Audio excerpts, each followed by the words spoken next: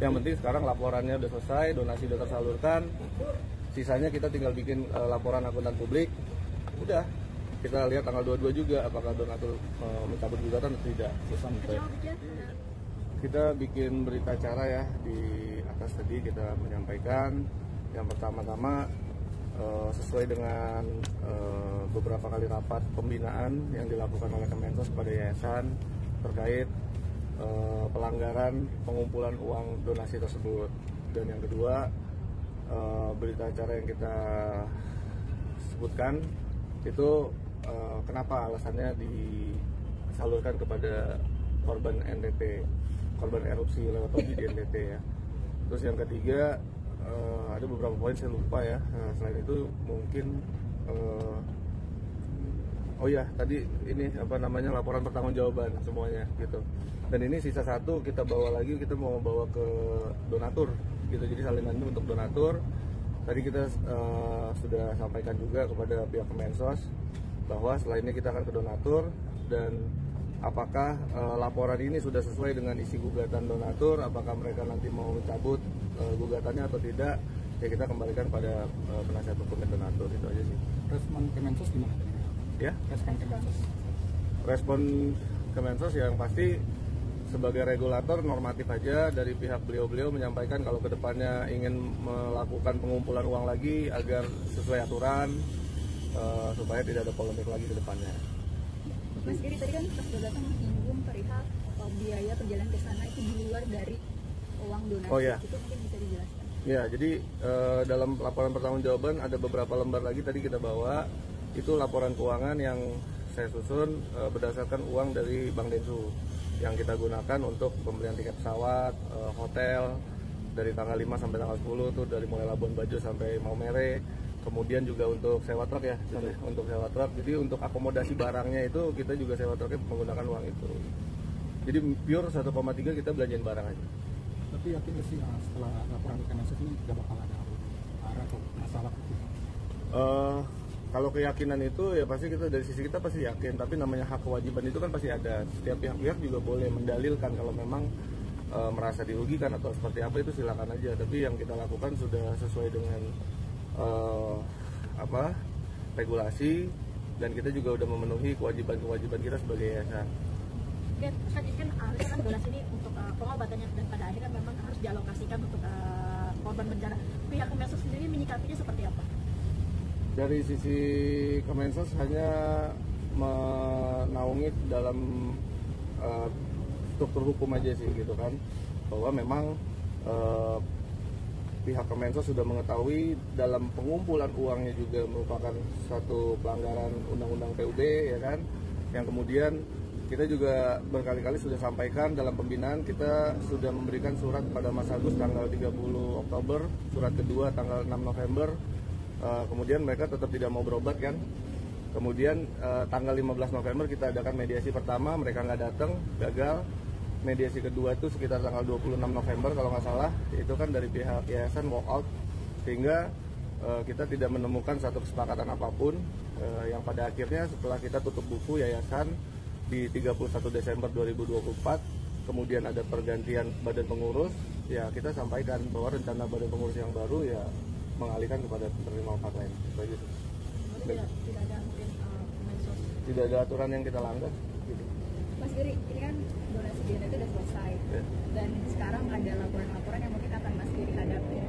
Ini seperti apa? Akan seperti apa nih persiapannya menghadapi laporan? Persiapannya yang pasti memang kalau kita di pihak yang menjalankan semua sesuai dengan fakta, kita rincikan apa aja kronologinya, apa aja memang yang kita lakukan, ya pemberkasan dan lain-lain. Jadi kemudian ketika kita mungkin diundang untuk klarifikasi dan sebagainya atau hadir ke persidangan, ya kita siap dengan data-data yang sesuai memang apa yang kita lakukan dan jalankan. Itu kan Agus sendiri kan yakin bisa mempenjarakan yang akan sudah nanti. Statement itu kan anggapannya seperti apa sih? Ya nggak boleh lah, kita kan siapapun itu kalau punya statement bisa memenjarakan orang itu nggak boleh lah gitu. Kita harus melalui mekanisme, siapa yang mendalilkan itu dia harus membuktikan gitu kan. Jadi janganlah pakai cara-cara premanisme lah, seperti itu nggak baik. Ada rencana lapor balik gitu? Kalau dari yayasan kita komitmen tidak akan ada laporan apapun. Dari awal sampai sekarang yayasan tidak melakukan itu. Mas Giri, kemarin kuasa hukum dari Mas Agus ini mention korban bencana di NTT.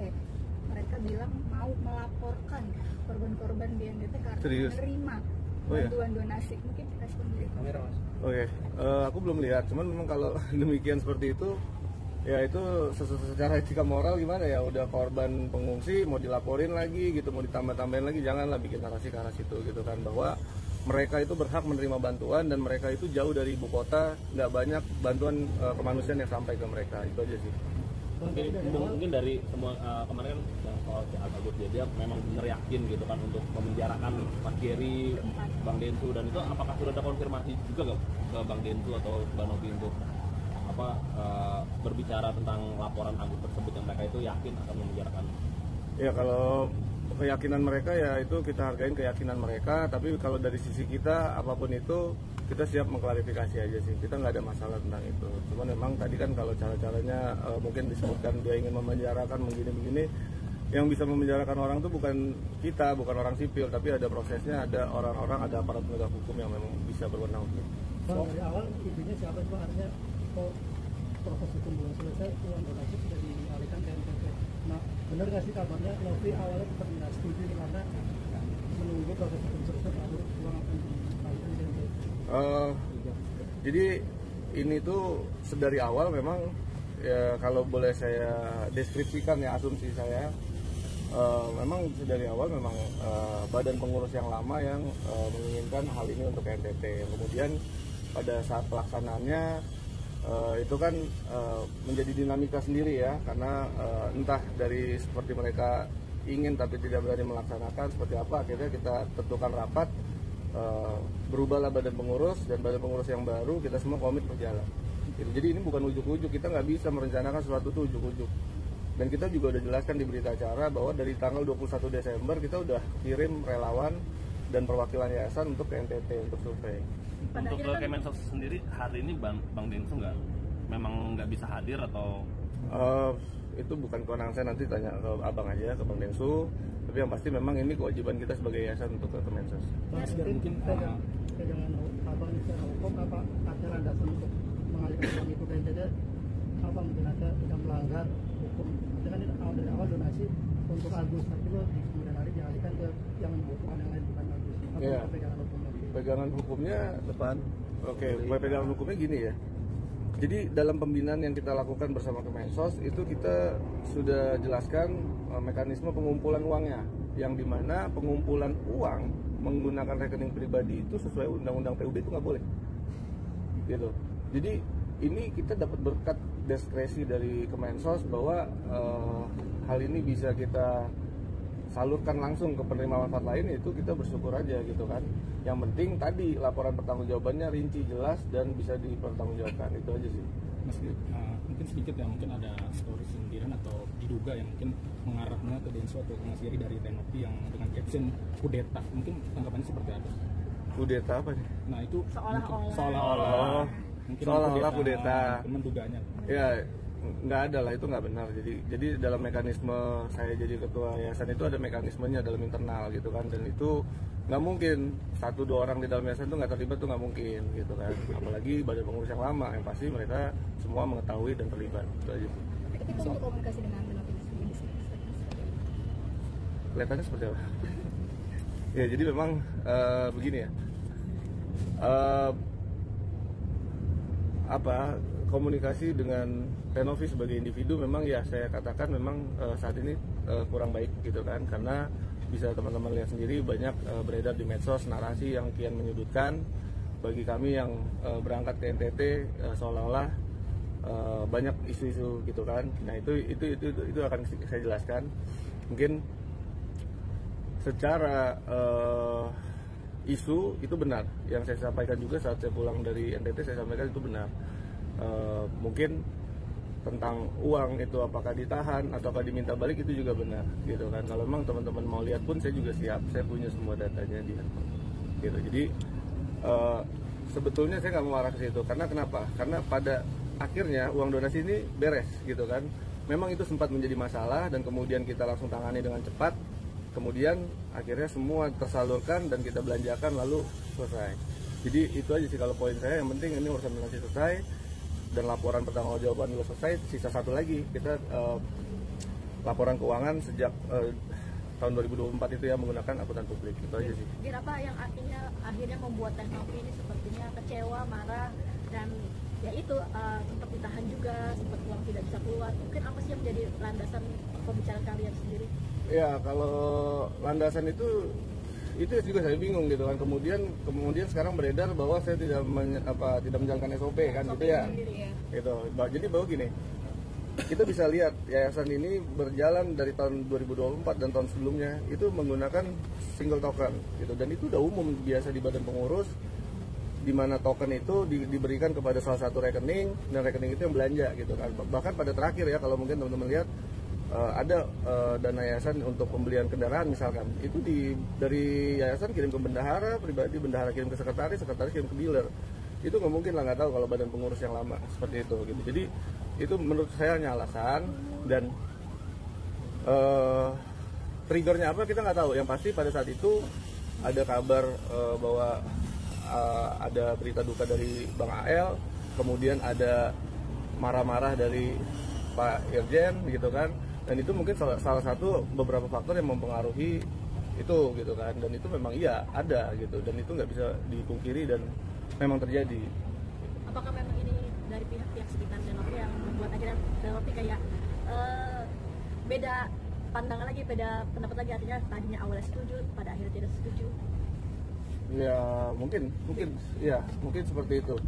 Cuma mungkin bentuk konkretnya pada saat itu kita semua badan pengurus yang baru itu sudah sepakat untuk menjalankan apa-apa yang memang sudah disepakati badan pengurus yang lama, yaitu untuk penyaluran ke NTT, yang kemudian semua akan berjalan otomatis, dan tiba-tiba diintervensi kan di situ, bendahara diintervensi, duit diminta balik, sisanya nggak mau dikirim kan, seperti itu. Itu betul, dan sebabnya apa itu kita nggak tahu. Sampai detik ini pun ya kita menduga-duga kan seperti itu, apa ada karena berita kedutaan Bang AL atau karena ada kemarahan dari Pak Irjen, kita juga nggak tahu karena kita posisi di Labuan Bajo. Mas Ger, mungkin dapat sindiran dari PMA ya, ada beberapa sindiran mungkin dibilang berbucaya orang, menusuk dari belakang, bahkan disebut pagar tanaman. Itu gimana sih tanggapannya? Ya, itu haknya Mbak Emma untuk berbicara seperti itu ya. Tapi gini aja deh, biar Mbak Emma juga puas, kita kasih spill aja dikit ya apa yang memang terjadi gitu kan. Oh, ini udah keblur. Ya, saya lihat sini teman-teman. Ini WA saya sama bendahara. Gitu ya. Ya. Satu, udah ya. 2.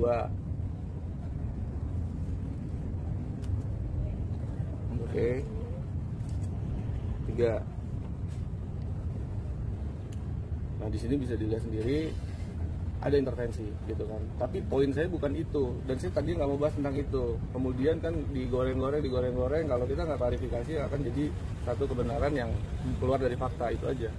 Yang penting sekarang laporannya udah selesai, donasi udah tersalurkan, sisanya kita tinggal bikin laporan akuntan publik. Udah, kita lihat tanggal 22 juga apakah donatur mencabut gugatan atau tidak. kecewa dengan artinya? Ya kecewa lah, masa nggak kecewa. Tapi saya nggak akan melakukan tindakan apa-apa gitu kan. Tapi untuk klarifikasi tadi mungkin teman-teman bisa nilai sendiri. Tapi dengan kan ditunjuk ke PLT. Ya awalnya itu emang PLT gitu kan, cuman setelah rencana kepergian kita ke NTT semakin menguat, kemudian yang bersangkutan inginnya secara komprehensif keluarnya gitu kan. Ya seperti itu. Jadi ya kita di sini semua bantu kok, kita di sini semua bantu. Saya nggak punya kepentingan apapun, saya hanya menjalankan tugas gitu kan, dan tugas ini saya jalankan juga nggak keluar dari apa yang ditugaskan. Pada akhirnya teteh meminta untuk keluar dari kepengurusan, sikap dirimu gimana? Kita jalan terus, yang penting masalah ini selesai kan gitu. Makanya pas mau keluar ditunjuknya ke aku, ya aku jalankan. Sampai hari ini aku jalankan. Tapi ada rencana ketemu nggak sih? Udah ketemu kemarin di Kementerian PPPA, kita ada. Terus gimana, ada obrolan perihal hal ini nggak sih? Nggak ada, karena kita ada urusan lain kan. Tapi kan sampai dari PLT Ini tahu kok kemarin. Nah, iya. Sampai disebut bintang yayasan atau mungkin bintang yayasan dah orang. Bisa bilang mungkin kata sindiran kasarnya mungkin pansos dan Mas Geri sendiri gimana sih tanya? Ya terserah, itu kan persepsi orang, pendapat orang kita nggak bisa kuasai. Balik lagi yang bisa saya lakukan hanya menunjukkan tindakan sesuai dengan apa yang saya katakan. Itu aja. Tapi hubungan sama Teteh itu sekarang gimana sih? Kelihatannya gimana? Dingin panas. Ya ini saya sekali lagi menjawab ya, saya nggak pernah unfollow semua akunnya Teteh, tapi saya di blok. Oh, per Iya per hari itu, karena saya nggak mau balikin uangnya Pak. ya masih di Iya di blok aja. Saya di blok. Iya, Ya otomatis setelah dibuka bloknya kan saling unfollow gitu kan. Munduran. Tapi ada pesan nggak sih mungkin dari Mas Giri sendiri untuk Teteh? Ya pesannya kalau memang bisa apapun itu kita bicarakan secara internal gitu kan, janganlah jadi seperti ini gitu. Jadi konsumsi publik nggak baik, apalagi ini juga masalah udah selesai, udahlah. Untuk Bang Densu? Untuk Bang Densu juga sama gitu kan, tapi kelihatannya juga abang kan udah nggak pernah up lagi kan di medsos gitu ya. Saya rasa sih cukup dewasa beliau menanggapi itu lah. Tapi Bang Densu tahu polemik dirimu dengan Teteh? Ya mau nggak mau saya kasih tahu di sana, karena ketika itu tidak berjalan sesuai rencana, waktu beliau yang sudah sampai di sana, biaya dan lain-lain itu akan kecewa dan saya akan jadi salah di situ kan gitu. Jadi semua apapun, bahkan semua pihak itu udah tahu kita akan berjalan transparansi ya kan, semua akan kita share gitu. Itu semua udah tahu kok, makanya ketika ada yang bikin polemik di sini kita nggak bisa tutup-tutupin gitu, karena kesepakatan semuanya. Pesan untuk TMA seperti apa sih? Ya berhentilah, kalau nggak tahu ceritanya berhentilah, karena kalau mengandung fitnah jadi lain lagi. Untuk Agus dan Patat? Kalau saran aku untuk Mas Agus aja, datanglah ke rumah Bang Densu kalau memang menginginkan pengobatan, itu aja. Jangan berharap Bang Densu yang datang, karena itu kurang baik. Nah dia berharap sebaliknya kemarin bilang. Ya terserah, kalau memang mau tahan-tahanan lagi ya udah rugi lagi kan gitu. Itu aja, karena ya kita tahu lah kehidupan itu kan butuh biaya dan lain-lain. Kalau memang nggak ada, datanglah. Mas, katanya minggu depan akan ada pemanggilan untuk Mas Giri untuk laporannya Agus. Apakah sudah tidak? Belum ada. Kalaupun ada saya datang. Kalau yang sidang itu kan? Kalau yang sidang kan ini kita laporan ke donatur, kalau memang donatur terima dan tetap masih belum mau cabut ya kita datang. Jadi kalau memang mereka mau cabut kita ya udah.